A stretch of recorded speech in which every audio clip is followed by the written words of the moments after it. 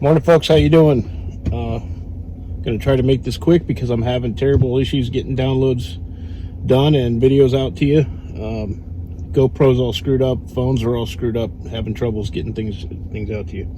So real quick, this is an important video, especially to anybody working in Texas, North Dakota. No mention of any other fields. But if anybody's expecting, first of all, number one, if anybody thinks that an oil boom is anywhere in the future like previous, like the past, personal opinion here, good luck, because the shale revolution has already happened. Okay, we will probably never see, barring a new field or basin discovery or something like that, we'll never see another boom like we had before. Second thing would be, if you're thinking, oil's going to go to $100 a barrel and the Bakken's going to be booming again, think again. Now, is it busy? Sure. Could I be busier? Sure. You could. There's a lot of work out there to be had and find. There is, even though some people say it doesn't seem like it. Everybody's hiring.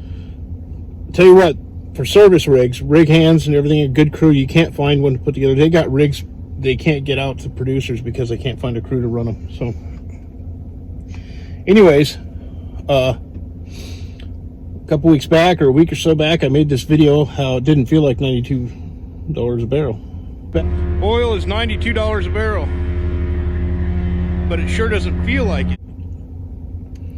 And for good reason. And here the other day, the January report came out from Lynn Helms, the NDIC, and he said this: the Bakken has been rebranded, whether we wanted it to be or not, as mature.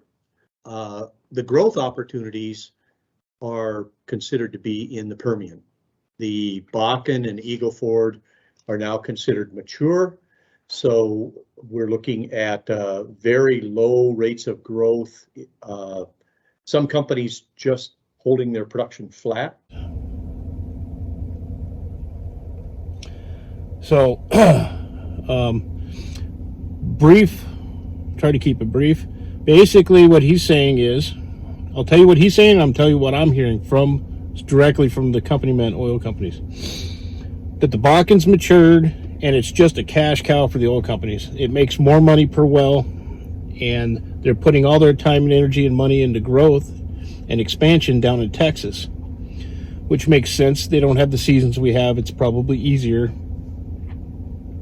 So, but on the flip side of that, when I talk to the company men for the companies I run with or whatever, they're telling me that it doesn't seem like they can get the money out of those wells down there that they're putting into them. Whereas up here, they make more money off each well.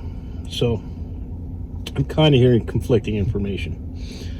So I will leave you with the full video in the link below, and I'll leave you the most important part here at the end of the video. So important information, something to think about. If you're up here or in Texas or anywhere and you have a plan, you need to have a plan. Okay, this doesn't last forever, and something to think about. Alrighty, folks, y'all be blessed. We'll see you. Managers of 10 of our top operators. So out of I would say about 12 of our top 25 operators are in Houston. Another 6 to 8 are in Denver. I'm planning a trip down there to do the same.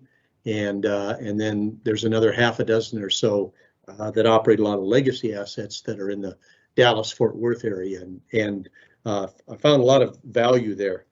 Probably the main theme to take out of last week is the Bakken has been rebranded, whether we wanted it to be or not, as mature.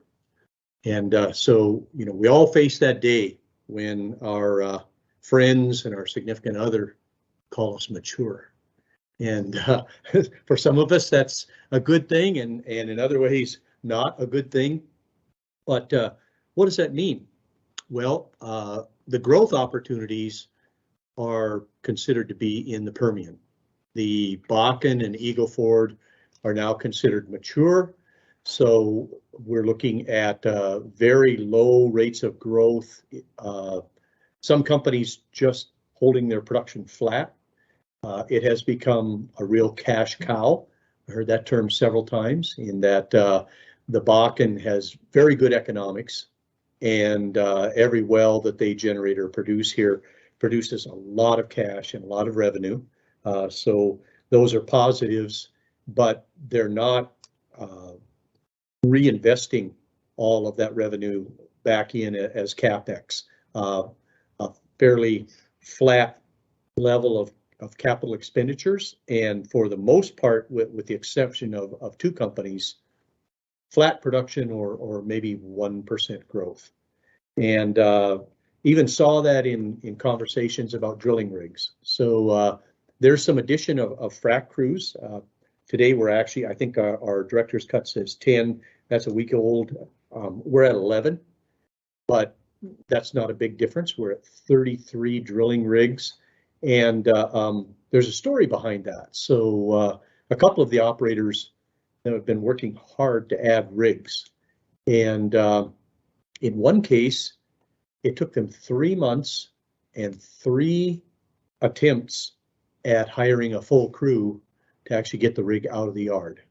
So the first time they put people out, and people took jobs but didn't even show up to be trained.